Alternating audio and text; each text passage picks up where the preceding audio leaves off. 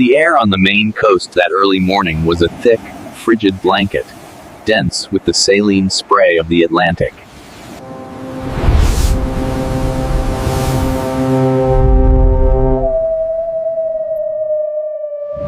The chill cut deep, settling in the bones, a signature of the New England maritime climate as summer waned.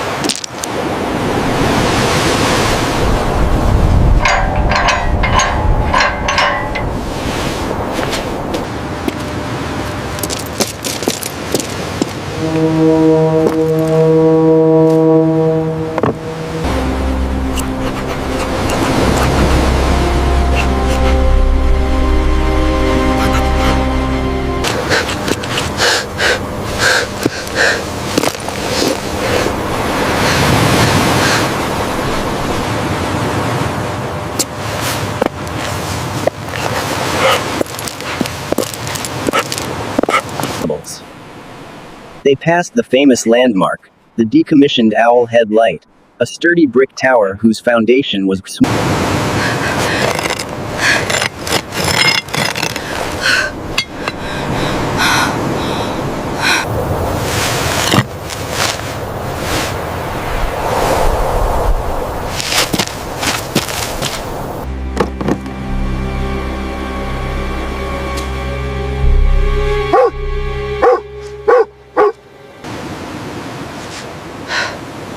What is it, girl? Rat?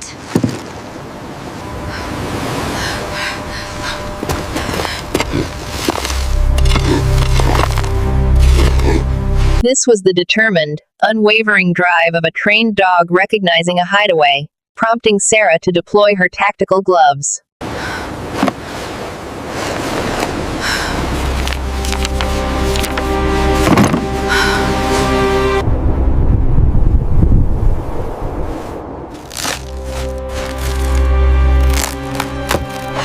The sheer age of the materials eased Sarah's tension but replaced it with a profound curiosity, ruling out any recent smuggling operation.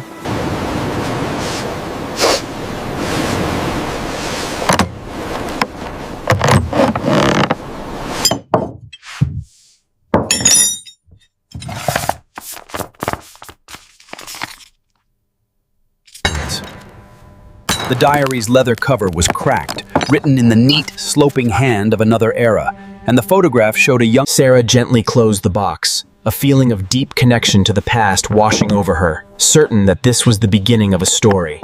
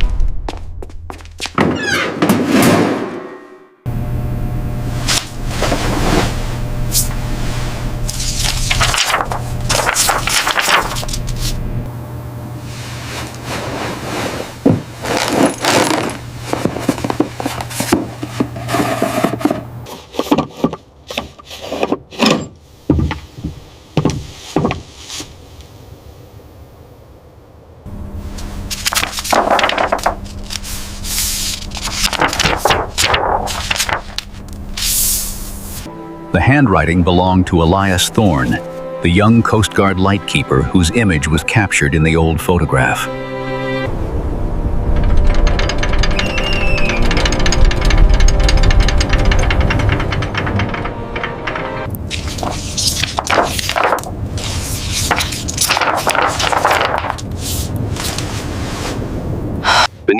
routine observations, maintenance checks, and weather reports lay evidence of a secret, clandestine assignment.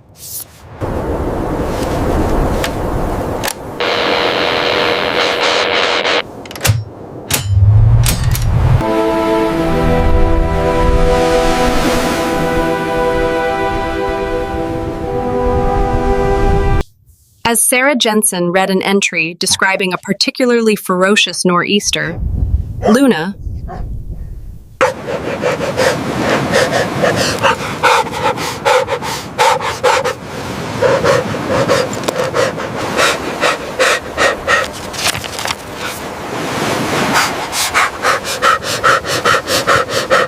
It's okay, girl. It's okay, girl.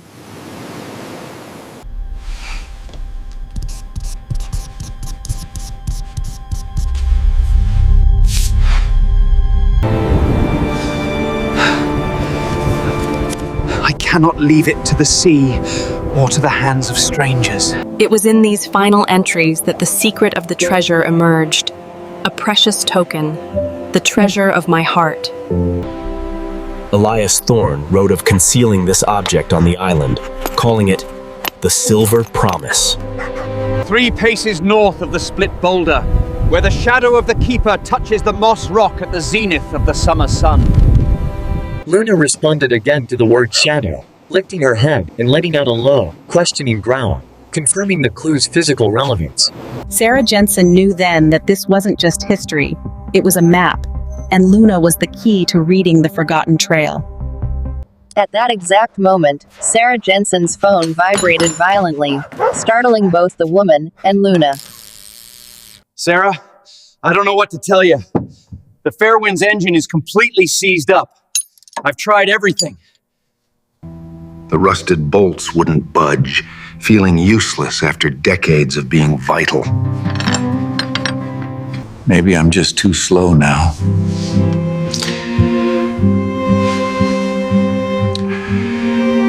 Sarah Jensen realized the strange parallel between Elias Thorne's unfinished mission and Thomas Jensen's struggle to complete his new retirement mission. You're not slow, you're just tired. Let's take a break inside the lighthouse. Thomas, can you help decode this diary? Your maritime knowledge is crucial. Let me take a look. I'll do what I can.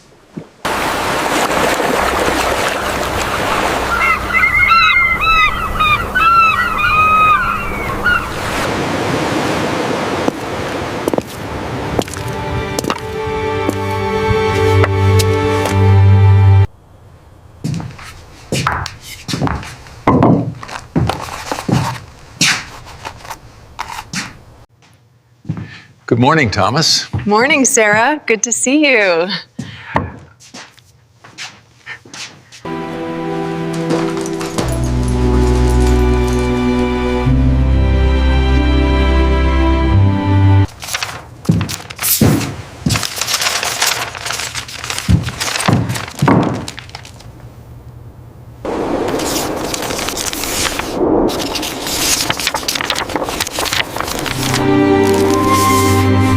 Elias Thorne's lonely wartime signaling, and the concealed treasure of my heart.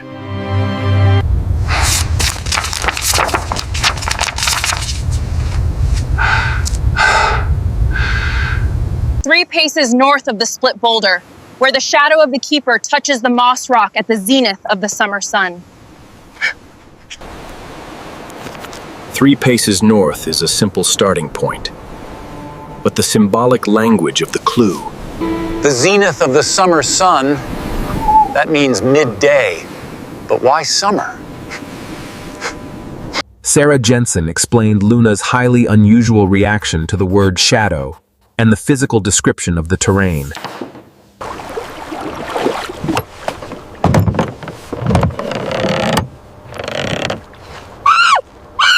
Luna was attempting to locate Elias Thorne's scent, connecting the written words to the physical presence of the past. They concluded Elias Thorne meant the shadow cast by the lighthouse itself at the point of the summer solstice, marking the shortest possible shadow.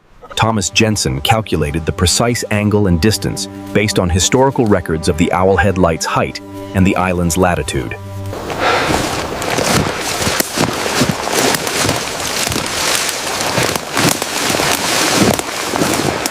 Luna was their primary search tool, her incredible nose and intuition, making her the perfect guide for a hidden memory. This is the place. The split boulder. I don't know, Thomas. It's so cluttered in here.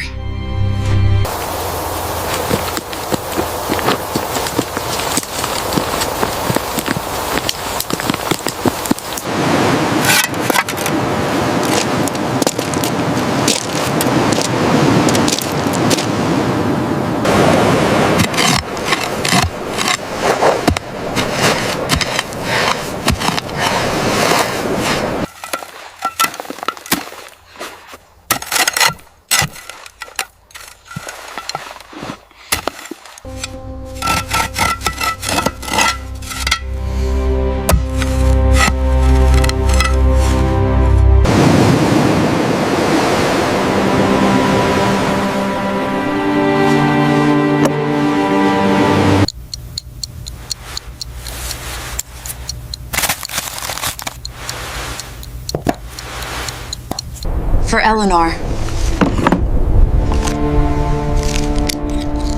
Until the light returns. I had a child, a daughter named Eleanor. Kept it secret to protect her. Eleanor.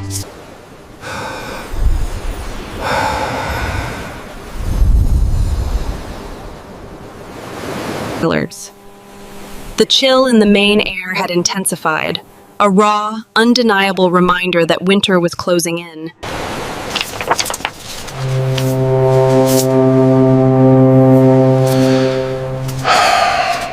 Charlie Gulf vessel. Not a boat name, a location. The calm before the storm. I see it now. Eleanor. This was not the tedious, rusty struggle of the Fairwind's engine. This was a puzzle demanding the acute, logical mind.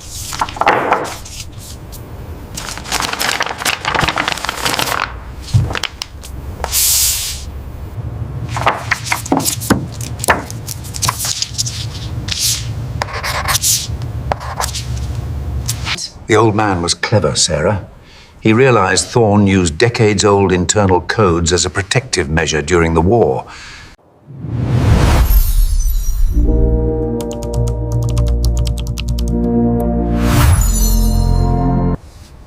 It afford his savaras. The old man was clever, Sarah. He didn't just write a name. He left enough breadcrumbs for a true mariner to follow. Yeah. There it is. The coded abbreviation cross-references perfectly with this historical record.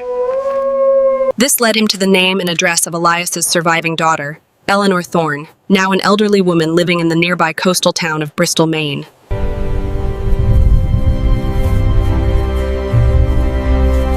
The triumph was palpable, and it transcended. He felt connected to his own daughter, Sarah Jensen, again, working side by side on a mission of vital human significance. His personal mission, the broken Fairwind, now seemed manageable, his spirit renewed.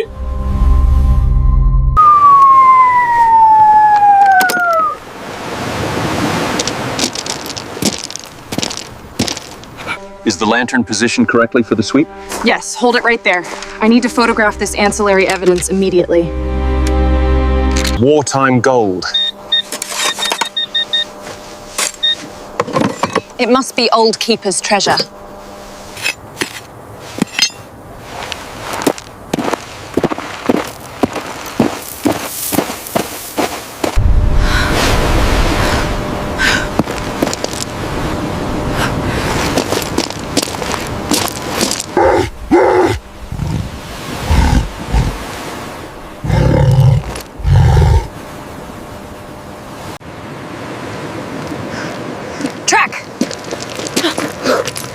Go find him!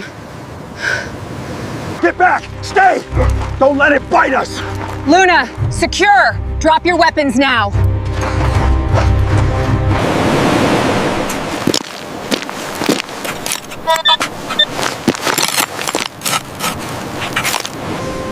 here. The wartime gold, the old keeper's treasure. I found it. Alert! Protect!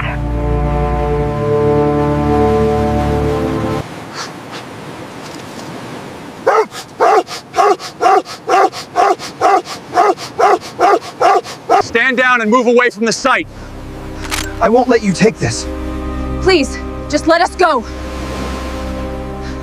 This is Coast Guard Unit 4. We have 2 unauthorized personnel trespassing near the decommissioned light, requesting immediate assistance. Hands behind your backs. You are under arrest. Move it, let's go!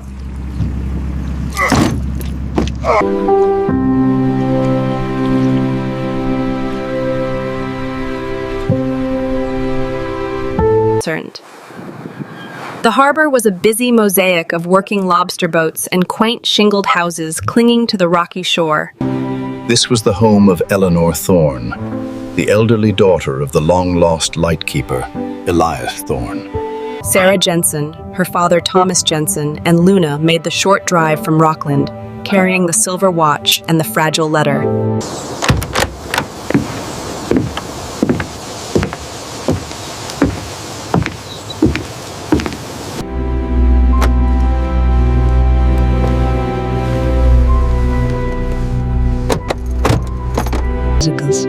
They located Eleanor Thorne's house, a small, charming cottage painted a traditional seafoam green.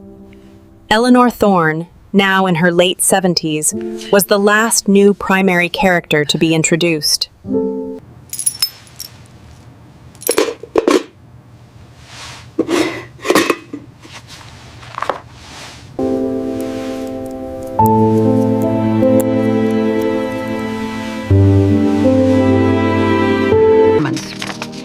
When I read this letter, I realized the true significance of this discovery at Owlhead Light. It links my grandfather.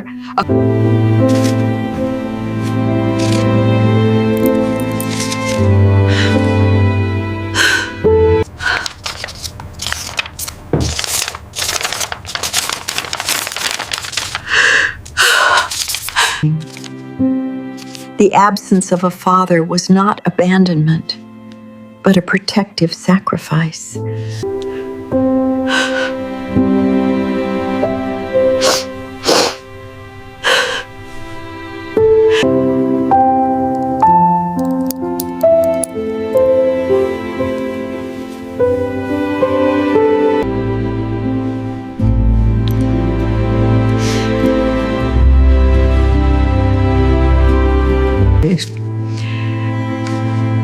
My father was a good man.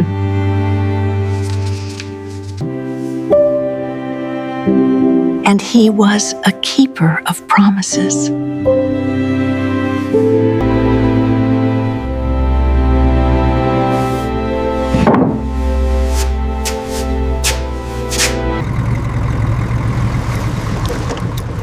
The silver pocket watch would not be kept solely for private profit. She decided to sell it to the Maine Maritime Museum, ensuring the story of Elias Thorne, the courageous lightkeeper, would be preserved and shared. Furthermore, Eleanor Thorne declared that a significant portion of the proceeds would be dedicated to 2 specific projects. First, a fund would be established to restore the Owlhead Light to working order as a beacon of remembrance for Elias's service. Second, a substantial gift would be made to Thomas Jensen, specifically earmarked to complete the restoration of the Fairwind. That boat is your own promise, Captain Jensen, and promises need light to guide them home.